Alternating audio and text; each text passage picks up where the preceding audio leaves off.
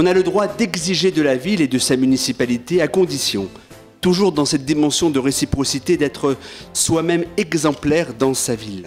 Pourquoi serais-je considéré par les autres si je ne les considère pas moi-même? La ville intelligente, elle peut permettre d'améliorer les processus de co-construction et de concertation.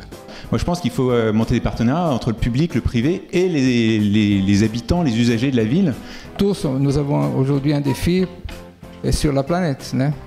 Alors, je crois qu'un exercice intéressant, c'est de considérer, de penser que c'est notre maison.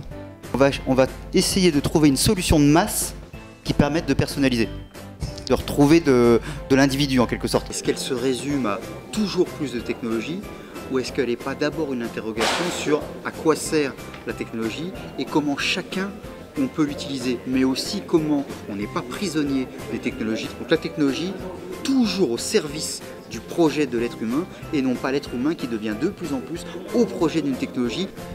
Pour moi, il y a un enjeu clé dans la ville intelligente, c'est de remettre les citoyens, les usagers de la ville, les habitants de la ville, au cœur du processus de fabrication de cette ville intelligente. En fait, mon idée était simplement de vous inviter à retourner le questionnement, c'est-à-dire comment notre ville ou nos villes qui sont dans ce tissu, en particulier portées par les associations, par les femmes, par les jeunes, ça existe bien et bien comment on arrive à le valoriser, à le mettre en avant.